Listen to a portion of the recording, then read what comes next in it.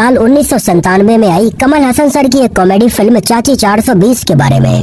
जो फिल्म आपने कहीं न कहीं अपने बचपन में सिनेमा घर में वीसीआर पर या टीवी पर आती हुई जरूर देखी होगी। उसमें ओल्ड मैन सेनापति के तौर पर नजर आए, तो कभी फिल्म चाची 420 में वो हमें ओल्ड लेडी बने हुए नजर आए। ये लगभग 1997 के स्टार्टिंग की बात है, जब उस समय लगभग एक ही थीम पर दो फिल्में बन रही थीं। एक तो फिल्म थी कमल हसन की चाची 420 और दूसरी फिल्म थी गोविंदा की आंटी नंबर 1, जहां इन दोनों ही फिल्मों में हमें कमल हसन और गोविंदा साड़ी पहने हुए नजर आए थे। हालांकि इन दोनों ही फिल्मों में ये समानता जरूर थी, लेकिन इनकी कहानी एक दूसरे से बिल्कुल ही अलग थी। एक्चुअली उस समय कमल हसन सर की फिल्म चाची 420 पहले बनना शुरू हो गई थी और आंटी नंबर 1 बाद में शुरू हुई। उस समय जब इन दोनों ही फिल्मों की शूटिंग चल रही थी, तब मीडिया में ये कहा जा रहा था कि ये दोनों ही फिल्में बिल्कुल एक जैसी हैं।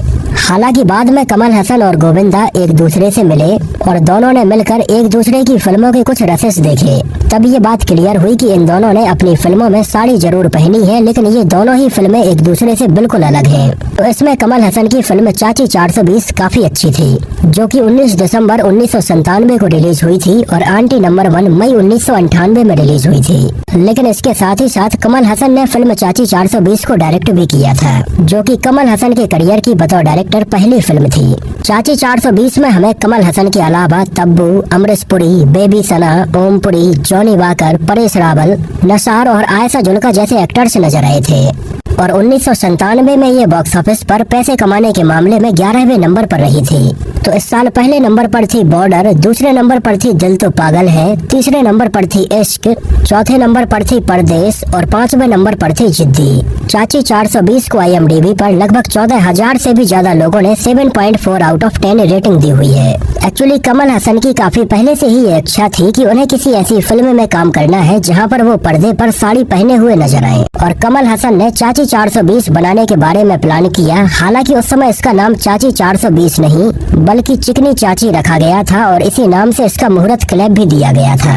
और उस समय कमल हसन केवल इसमें एक्टिंग कर रहे थे, इसमें बतौर डायरेक्टर के तौर पर शांतनु शौरी को लिया गया था। इसके अलावा पहले इसमें लीड एक्ट्रेस के तौर पर ऐश्वर्या राय को अप्रोच किया गया था, लेकिन उस समय ऐश्वर्या राय ने कई और फिल्में भी साइन कर ली थी। इसकी वजह से उनके पास में डेट्स की काफी प्रॉब्लम थी, इस वजह से ऐश्वर्या राय इसमें काम नहीं कर पाई थी। उनके बाद इसके लिए मनीषा कोइराला को भी अप्रोच किया गया था, और उस समय फिल्म की शूटिंग के लिए कमल हसन मनीषा कोइराला के लगभग 42 दिन चाहते थे, लेकिन मनीषा कोइराला भी अपनी और दूसरी फिल्मों में काफी बिजी थी। इस वजह से इतने सारे दिन एक साथ में उन्हें नहीं दे पा रही थी। इसके बाद इसमें लीड एक्ट्रेस के लिए तब्बू को अप्रोच किया गया और तब्बू इसमें काम करने के लिए तैयार हो गयी।